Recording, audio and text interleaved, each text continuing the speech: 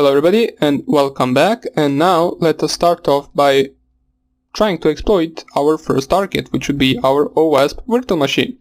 So I'll just close this, which was from the previous video. We do not want to save it. Let us just go onto our virtual machine and also go to once again to the damn vulnerable web application, which is DVWA. Once you get there, if it asks you for the login screen, just type there admin and it will open up this window. From there you just go to the SQL injection right here. So as in the previous command injection tutorials, SQL can also be used to query with the get method. So if you have a source code to the website, you can easily see if it is vulnerable to the SQL injection, but in most cases you won't have the source code. Right here we do have it, as we can see if we click right here on the view source. You will see the source code of this website, and we can see our SQL query, which is right here. So we will get to this a little bit later on. For now on, let us just see what this website is all about.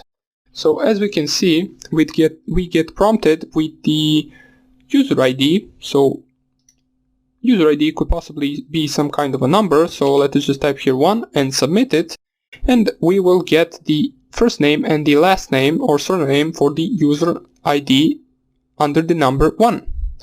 If we type here user ID 2, we will get the user ID under the number 2. So that would be Gordon Brown. So we can conclude that this website is basically giving the first and last name based on the user ID that you typed right here. Now let's try here 32, for example. There probably isn't, so as we saw, if you type here 32, it won't give out any output since there isn't a user under the ID of 32 or 33. I don't know what I typed, I forgot, it doesn't really matter. So let us continue. Now it all seems good for now, but what happens if we type here a special character that is used in programming languages, for example?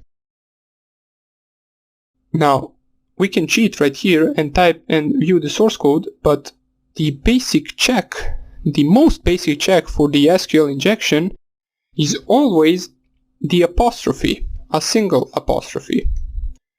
Now, in most cases, once you type this, it will, if the server is vulnerable to the SQL injection, it will print out an error. It will say that there was an error in the SQL query, and let us just check that out. If I click here on submit, you will see we get some weird error that says you have an error in your SQL syntax. Check the manual that corresponds to your MySQL server version for the right syntax to use near this at line 1. Now, if you see this on any website, it means it is vulnerable to the SQL injection, because this error means that we actually entered something that messed up with the server's code. And it even says it right here that we have an error in SQL syntax. Now that error basically is the 3 apostrophe one next to another. So in order to explain that a little bit better, let me just go here and on view source, let me enlarge this, we can see that this is our SQL syntax. We can see that basically, as I explained in the previous video, it selects first name and last name from users where user ID equals, and then here it types any input that we typed in the user ID form. So for example, if we type there 2, it would print out 2, the information about user under ID 2. And you can see that the ID has the apostrophe from the left side and apostrophe from the right side, which means that the user input is anything between these two apostrophes, which is good. But what happened when we typed another apostrophe? It happened that this basically, let me just show you, let me copy the entire command, let us copy it, and let us open a leafpad. So I already had it open, so I will just open once again and paste the command right here. when we typed user under ID 2, it looked like this. When we typed user ID 1, it looked like this. But once we typed the apostrophe, we had these 3 apostrophes, and it counted first 2 as the part of the query, and the last one was basically SQL didn't know how to interpret the last apostrophe, and it gave us an error.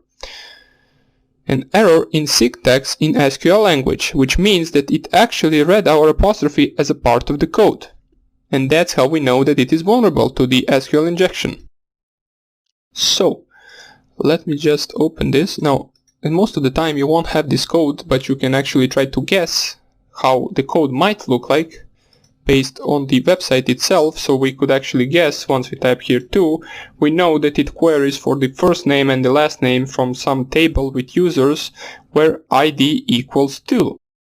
Now that we know that it is vulnerable, we can actually try a few of other things. So let us try to actually type here 2 and add the apostrophe, which would end the first, which would be the correspondent to the first apostrophe in the source code. So let us keep the source code right here. So for now on, it is select first name, last name from users where user ID equals 1 apostrophe, 2, then second apostrophe, and then we can check right here, for example, and, which is a SQL syntax, and 1 equals 1.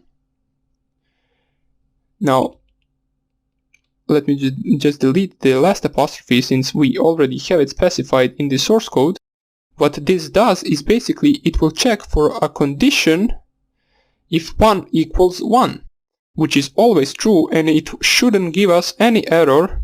If you just paste this in the instead of the ID, you will see that it is a good written syntax for the SQL, and it shouldn't give us an error. It will print out the ID of username 2, and it will not print anything else. So if we just type here submit, you can see that it just printed the Gordon Brown, which is the username under ID 2, and it also checked if 1 equals 1, and since that is true, it didn't give us any error. But let's do the same thing,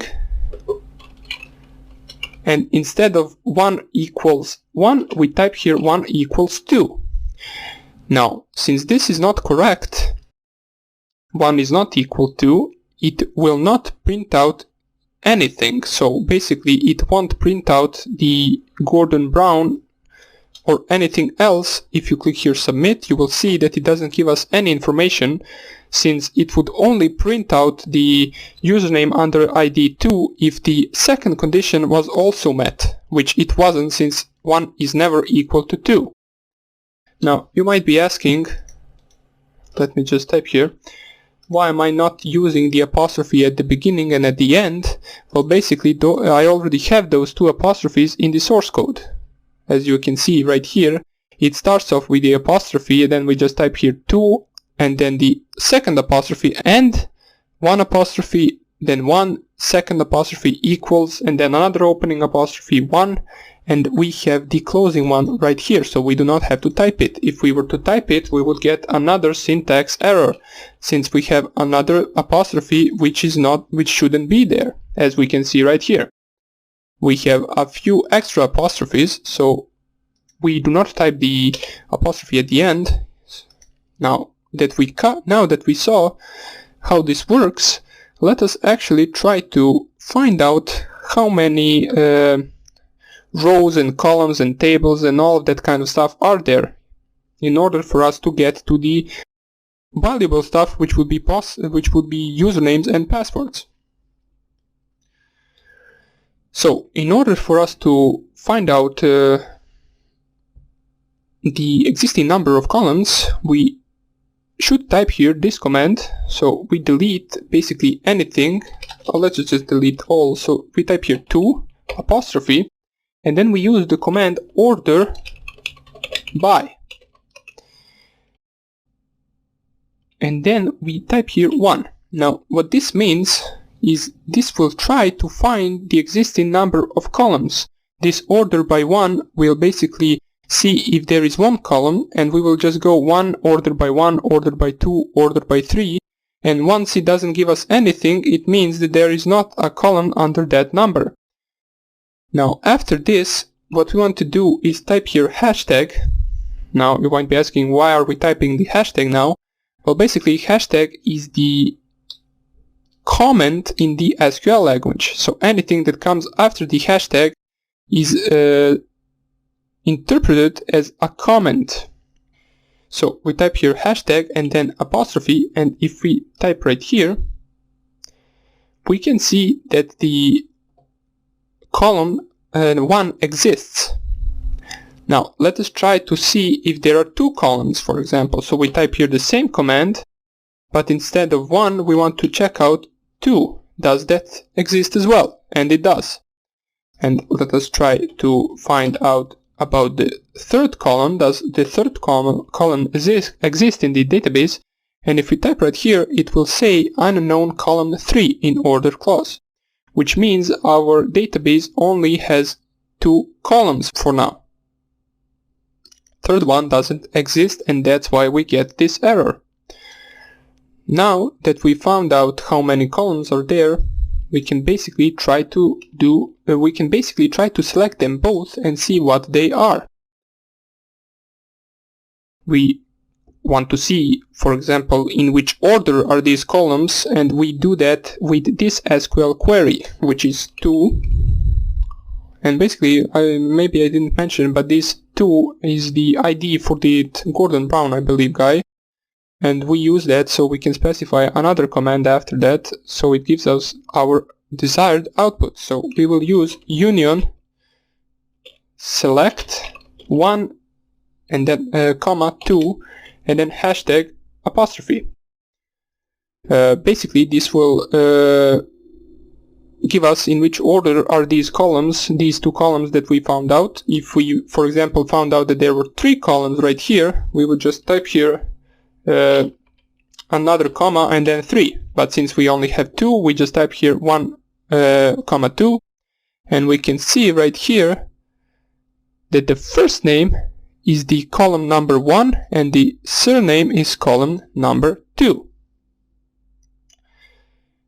Now this union command right here that we used, basically it is used to gather results from 2 queries, as we can see right here. So we will continue. We basically just found out some of the basic things right here, but we will continue to exploit it in the next tutorial. So I will just cut the tutorial here and we will continue from where we stopped right now, and I hope I see you there, and take care. Bye.